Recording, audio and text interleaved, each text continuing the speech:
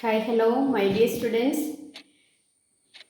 എല്ലാവരെയും social science tutor channel നടത്തുന്ന first time exam revision ക്ലാസ്സിലേക്ക് ഏറ്റവും സന്തോഷത്തോടെ സ്വാഗതം ചെയ്യുന്നു.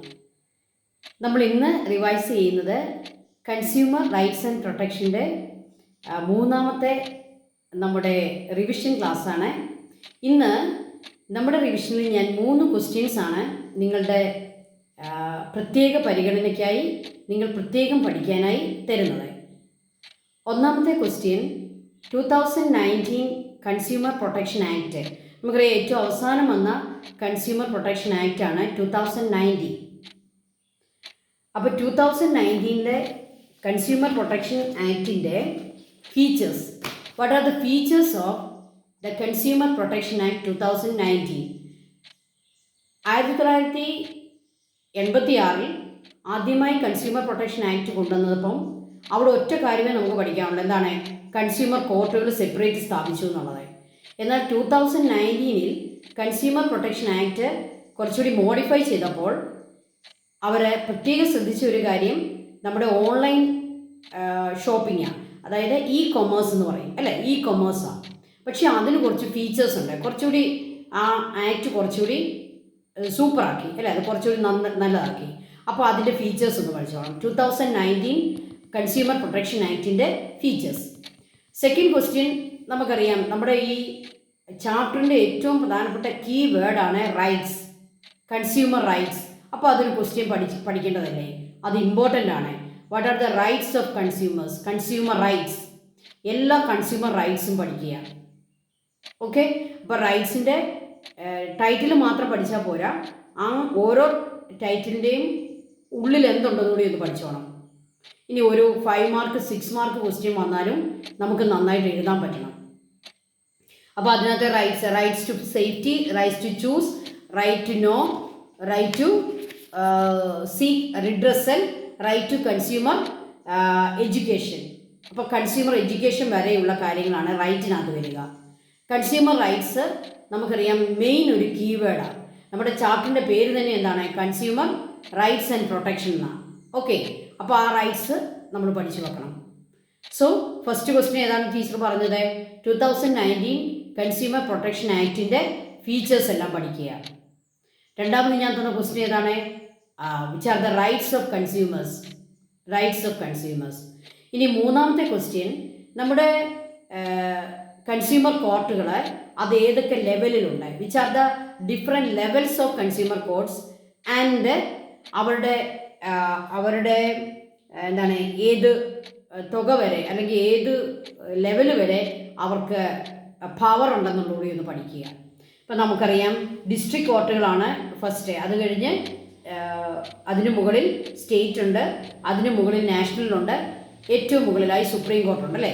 അപ്പോൾ അതിൻ്റെ ആ ചാർട്ട് നമ്മുടെ പേജ് നമ്പർ എത്രയാണ്? 93. നമ്മുടെ പേജ് 93ൽ കൊടുത്തിരിക്കുന്ന ചാർട്ട് നന്നായിട്ട് പഠിക്കുക. ഡിസ്ട്രിക്ട് കോർട്ടുകളെ, സ്റ്റേറ്റ് കോർട്ടുകളെ, നാഷണൽ ലെവല്, പിന്നെ ഇതൊന്നും പറ്റിയില്ലെങ്കിൽ നമുക്ക് പോകാവുന്നതാണ് സുപ്രീം കോർട്ട്. ഓക്കെ, അപ്പോൾ അതും അവരുടെ ആ ഒരു പവർ എന്തുമാത്രമുണ്ട്, അവർക്ക് എത്ര രൂപ വരെ അവർക്ക് അതിനുള്ള പരിഹാരം റിഡ്രസൽ കാണാൻ പറ്റും, പരിഹാരം കാണാൻ പറ്റുമെന്നുകൂടി പഠിച്ചു വെക്കുക. ഓക്കെ, അപ്പോൾ ഈ 3 ക്വസ്റ്റ്യൻ ആണ് ഇന്ന് നിങ്ങൾക്കായി ടീച്ചർ തരുന്നത്. ഇത് 3 നിങ്ങൾ പഠിക്കുക. പരീക്ഷയ്ക്ക് അത് വരാനുള്ള എല്ലാ സാധ്യതയും ഞാൻ കാണുന്നുണ്ട്. ഓക്കെ, ഇനി നമുക്ക് ഇന്ന് നിങ്ങളുടെ പരീക്ഷയ്ക്കായിട്ട് നിങ്ങളുടെ പഠനത്തെ സഹായിക്കാൻ ഞാൻ 1-2 ടിപ്സ്, 1-2 കാര്യങ്ങൾ പറഞ്ഞു തരാം. നമുക്കറിയാം നമ്മുടെ കുട്ടികളുടെ എല്ലാവരുടെയും, നിങ്ങൾ ഓരോരുത്തരുടെയും ഒരു പ്രധാനപ്പെട്ട ഒരു പ്രശ്നമാണ് മറവി. നിങ്ങൾ പഠിക്കുന്ന കാര്യങ്ങൾ നിങ്ങൾ മറന്നു പോകുന്നു. അപ്പോൾ അതിനെന്താണ് ഒരു പരിഹാരം അല്ലേ? അതിനെ നമുക്ക് മറികടക്കണമല്ലോ. ഈ മറവി എന്ന് പറയുന്ന നമ്മുടെ ആ പ്രശ്നത്തെ നമുക്ക് അങ്ങനെ വിടാൻ പറ്റുമോ? വിടരുത്, നമുക്കതിനെ മറികടക്കണം. അതിന് മാർഗമുണ്ട്. എന്താണ് മറവിയെ മറികടക്കാനുള്ള മാർഗം? ഒന്നാമത്, നമ്മൾ കേൾക്കുകയും കാണുകയും ചെയ്യുന്ന കാര്യങ്ങൾ. നമുക്കറിയാം നമ്മുടെ ഈ പഞ്ചേന്ദ്രിയങ്ങൾ, അതായത് കണ്ണ്, മൂക്ക്, അതുപോലെ നമ്മുടെ സ്കിന്ന് അല്ലേ, നമ്മുടെ പഞ്ചേന്ദ്രിയങ്ങളിലൂടെയാണ് നമ്മൾ കാര്യങ്ങൾ, ചെവി അല്ലേ, പ്രധാനപ്പെട്ട ഒരു പഞ്ചേന്ദ്രിയമാണ് നമ്മുടെ ചെവി. അപ്പോൾ ഇതിലൂടെയാണ് നമ്മൾ കാര്യങ്ങൾ ഗ്രഹിക്കുന്നത്, കാര്യങ്ങൾ പഠിക്കുന്നത്. അപ്പോൾ ഇതിലെ ഏറ്റവും പ്രധാനപ്പെട്ട രണ്ടെണ്ണം നമ്മുടെ കണ്ണും നമ്മുടെ ചെവിയുമാണ്. അപ്പോൾ നമ്മൾ കണ്ണിലൂടെ കാണുന്നതും കേൾക്കുന്നതും വളരെ പ്രധാനപ്പെട്ട രണ്ട് അറിവുകളാണ് നമുക്ക് ലഭിക്കുക. അപ്പോൾ ഇത് രണ്ടും നമ്മൾ കൃത്യമായിട്ട് ഉപയോഗിക്കാനായിട്ട് ശ്രദ്ധിക്കണം. ഓക്കെ, ഞാൻ ഓർക്കുന്നുണ്ട് ടീച്ചർ പഠിക്കുന്ന സമയത്ത് എനിക്ക് നമ്മുടെ ആ പുസ്തകത്തിൻ്റെ ആ പേജ് തന്നെ ചിലപ്പോൾ നമുക്ക് കണ്ണിൽ ഇങ്ങനെ നിൽക്കും. നമ്മൾ കേട്ട കാര്യങ്ങൾ നമ്മൾ ഓർക്കും അല്ലേ, അത് കാണണമെന്നില്ല. അപ്പോൾ ചില കുട്ടികളെ സംബന്ധിച്ചിടത്തോളം കാഴ്ചയായിരിക്കും അവർക്ക് കൂടുതൽ പ്രയോജനപ്രദം, ചിലരെ സംബന്ധിച്ച് കേൾവിയായിരിക്കും. ചിലർക്ക് ഇത് രണ്ടും ഓക്കെ ആയിരിക്കും. അപ്പം നിങ്ങൾക്കിത് ഏതാണോ കൂടുതൽ നല്ലതെന്ന് നിങ്ങൾക്ക് തോന്നുന്നത് കണ്ടുപഠിക്കുന്ന, ചിലർക്ക് കേട്ടാൽ മതി. ഇപ്പോൾ ഓഡിയോ ഒക്കെ കേട്ട് പഠിക്കുന്ന കുട്ടികളുണ്ട്. ഓക്കെ, അവർക്കത് ചെയ്യാം.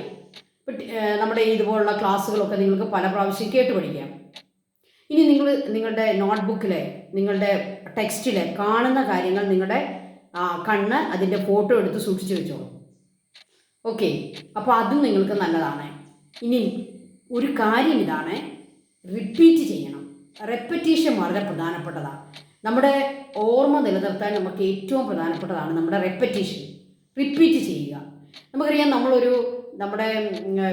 നമ്മുടെ കമ്പ്യൂട്ടറിലാണെങ്കിലും ലാപ്ടോപ്പിലാണെങ്കിലും ഒരു കാര്യം നമ്മൾ സൂക്ഷിച്ചു വെച്ചാൽ അത് കാലങ്ങൾ മുന്നോട്ട് പോകുമ്പോൾ അത് ഏറ്റവും പഴയതിലേക്ക് പിറകോട്ട് തള്ളപ്പെടും.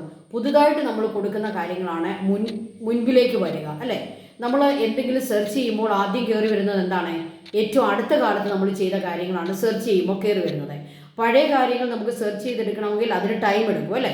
അപ്പം നമുക്കും അതുപോലെ തന്നെയാണ്, നമ്മളൊന്ന് പുതുക്കി വെക്കണം.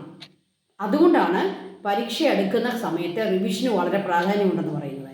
നമ്മൾ 3 മാസങ്ങൾക്ക് മുമ്പ് 4 മാസങ്ങൾക്ക് മുമ്പ് പഠിച്ച കാര്യങ്ങൾ ചിലപ്പോൾ നമുക്ക് പരീക്ഷയുടെ സമയത്ത് പെട്ടെന്ന് ഓർത്തെടുക്കാൻ പറ്റിയെന്ന് വരികയില്ല. എന്നാൽ അതിനെ ഒന്ന് പുതുക്കിയെടുത്ത് വെച്ചാലോ നമുക്ക് പെട്ടെന്ന് ഓർമ്മ കിട്ടും. അതുകൊണ്ട് എപ്പോഴും പുതുക്കിക്കൊണ്ടിരിക്കുക, ഇടയ്ക്കിടയ്ക്ക് റിവൈസ് ചെയ്തുകൊണ്ടിരിക്കുക, ഇടയ്ക്കിടയ്ക്ക് ആവർത്തിച്ചുകൊണ്ടിരിക്കുക. ഈ ആവർത്തനം നമ്മുടെ ഓർമ്മശക്തി കൂട്ടാൻ ഏറ്റവും പ്രധാനപ്പെട്ട ഒരു കാര്യമാണ്. അപ്പോൾ അത് നിങ്ങൾ മെനക്കേടാണെന്ന് വിചാരിക്കരുത്, അത് നിങ്ങൾക്ക് ഒരു ബോറിംഗ് ആണെന്ന് നിങ്ങൾ ഒരിക്കലും വിചാരിക്കരുത്. ഈ ഒരു റെപ്പറ്റീഷൻ റിപ്പീറ്റ് ചെയ്യേണ്ടത്, റിവൈസ് ചെയ്യേണ്ടത് വളരെ ആവശ്യമാണ്. എത്ര തവണ കൂടുതൽ റിവൈസ് ചെയ്യുന്നോ അതനുസരിച്ച് നമുക്കിത് കൂടുതൽ ഓർത്ത് വയ്ക്കാനായിട്ട് സാധിക്കും. ഓക്കെ, അപ്പോൾ അത് ഒരു വേസ്റ്റ് ഓഫ് ടൈം ആണെന്ന് ആരും വിചാരിക്കില്ല. റിവൈസ് ചെയ്തുകൊണ്ടേയിരിക്കുക. പഴയതാകും തോറും ഇത് മറവിക്കുള്ള സാധ്യത വളരെ കൂടുതലാണ്. അപ്പോൾ അതിനൊറ്റ മാർഗ്ഗമേ ഉള്ളൂ, നമ്മളത് പുതുക്കി വെക്കുക. ഓക്കെ, ഇനി ഓർമ്മശക്തി കൂട്ടാൻ നിങ്ങൾക്കൊരു എക്സസൈസ് പറഞ്ഞു തരാം. നമ്മുടെ ഓർമ്മശക്തി അത് എല്ലാ പ്രായത്തിലുള്ള ആളുകൾക്ക് ഉപയോഗിക്കാവുന്ന ഒരു എക്സസൈസാണ് ഓർമ്മശക്തി. നമുക്കറിയാം, പ്രായം ചെന്ന ആളുകളുടെ ഏറ്റവും പ്രധാനപ്പെട്ട പ്രശ്നമാണ് ഓർമ്മ നഷ്ടപ്പെടുക എന്നൊക്കെ ഉള്ളത്. അപ്പോൾ അതൊക്കെ ഒഴിവാക്കാൻ എല്ലാവർക്കും ചെയ്യാവുന്ന ഒരു പ്രവൃത്തിയാണ് ഈ ഒരു എക്സസൈസ്. അതെന്താണ് നമ്മൾ ചെയ്യേണ്ടത്? സിമ്പിളായിട്ട് ഞാനത് പറഞ്ഞു തരാം. നമ്മൾ രാവിലെ 5 മണിക്ക് നമ്മൾ ഉണരുന്നു എന്ന് വിചാരിക്കുക. നമ്മുടെ കട്ടിലിൽ തന്നെ നമ്മൾ കിടക്കയിൽ എഴുന്നേറ്റിരിക്കുന്നു, ദൈവത്തെ പ്രാർത്ഥിക്കുന്നു. അതിനുശേഷം നമ്മൾ കുറച്ച് സമയം ദീർഘമായി ശ്വാസം എടുക്കുകയും ഉച്ഛ്വസിക്കുകയും ചെയ്യുന്നു. അതിനുശേഷം നമ്മൾ ചെയ്യേണ്ടത്, നമ്മൾ തലേ ദിവസം, നമ്മളിപ്പോൾ ഇന്ന് രാവിലെ 5 മണിക്ക് ഇരിക്കുമ്പോൾ നമ്മൾ തലേ ദിവസം 5 മണിക്കാണ് എഴുന്നേറ്റത് അല്ലേ. അപ്പോൾ ആ തലേ ദിവസം 5 മണിക്ക് നമ്മൾ എഴുന്നേറ്റപ്പം തൊട്ട് ഇപ്പോൾ ഈ 5 മണിക്ക് നമ്മൾ എഴുന്നേറ്റിരിക്കുന്നത് വരെയുള്ള എല്ലാ കാര്യങ്ങളും ഒന്ന് ഓർക്കാൻ ശ്രമിക്കണം. അപ്പോൾ തലേ ദിവസം നമ്മൾ രാവിലെ 5 മണിക്ക് എഴുന്നേറ്റു, പല്ല് തേച്ചു, കാപ്പി കുടിച്ചു, അതിനു മുമ്പ് നമ്മൾ പ്രാർത്ഥിച്ചു, നമ്മൾ ഈ കാര്യങ്ങളൊക്കെ ഓർമ്മിച്ചു. അത് കഴിഞ്ഞ് നമ്മൾ നമ്മുടെ പ്രാഥമിക കാര്യങ്ങളൊക്കെ ചെയ്യുന്നു, കാപ്പി കുടിക്കുന്നു, പിന്നെ നമ്മൾ എഴുന്നേൽക്കുന്നു. അപ്പോൾ എന്തെങ്കിലും അമ്മ ആവശ്യപ്പെടുന്നു, നമ്മൾ ആ കാര്യത്തിന് വേണ്ടി പോകുന്നു, നമ്മൾ തിരിച്ചു വരുന്നു. പിന്നെ നമ്മൾ പുസ്തകം എടുക്കുന്നു, ഇന്ന വിഷയം പഠിച്ചു, ഇന്ന ഭാഗം പഠിച്ചു, ആ വിഷയത്തിലെ ഇന്ന ഭാഗം പഠിച്ചു, അത് കഴിഞ്ഞ് ഇന്ന വിഷയം എടുത്തു, അതിൻ്റെ ഇന്ന എക്സസൈസ് ചെയ്തു. അങ്ങനെ നമ്മളൊന്ന് ഓർക്കാൻ ശ്രമിക്കുക. അത് കഴിഞ്ഞ് സ്കൂളിൽ പോയി, അവിടെ ഇന്ന ആളുണ്ടായിരുന്നു, ഇന്ന പരീക്ഷ നടന്നു, ഇന്ന കാര്യങ്ങൾ സ്കൂളിൽ സംഭവിച്ചു, എല്ലാം നമ്മളൊന്ന് ഓർക്കാൻ ശ്രമിക്കുക. ഓക്കെ, അങ്ങനെ ഓർക്കാൻ ശ്രമിക്കുമ്പോൾ നമുക്കറിയാം, തുടക്കത്തിൽ നമുക്ക് എല്ലാ കാര്യങ്ങളും ഓർക്കാൻ സാധിച്ചെന്ന് വരികയില്ല. 100% കാര്യങ്ങളിൽ ഒരു 10%, 20% നമുക്ക് ഓർക്കാൻ സാധിക്കുന്നത്. ഓക്കെ, മതി. പക്ഷെ പിറ്റേന്ന് നമുക്കതിൽ കൂടുതൽ ഓർക്കാൻ സാധിക്കും. അങ്ങനെ ഈ എക്സസൈസ് ഒരു 21 ദിവസം നമ്മൾ കണ്ടിന്യൂസ് ഈ ഒരു എക്സസൈസ് ചെയ്തു കഴിഞ്ഞാൽ നമ്മുടെ ഓർമ്മശക്തി പൂർവാധികം ബലം പ്രാപിക്കുകയും ശക്തി പ്രാപിക്കുകയും ചെയ്യും എന്ന കാര്യത്തിൽ ഒരു തർക്കവുമില്ല. അപ്പോൾ എല്ലാ ദിവസവും നമ്മൾ രാവിലെ എഴുന്നേറ്റ് കഴിഞ്ഞാൽ നമ്മുടെ ഈശ്വര പ്രാർത്ഥനയ്ക്കും നമ്മുടെ ശ്വാസോച്ഛ്വാസം എടുക്കുന്നതിനും ശേഷം ഈ ഒരു എക്സസൈസ് എല്ലാ ദിവസവും ചെയ്ത് നിങ്ങളുടെ ഓർമ്മശക്തിയെ ഷാർപ്പാക്കാൻ, അതിനെ കൂർമ്മതയുള്ളതാക്കാൻ, ഓർമ്മശക്തിയെ വർദ്ധിപ്പിക്കാൻ എല്ലാവരും ശ്രമിക്കുക.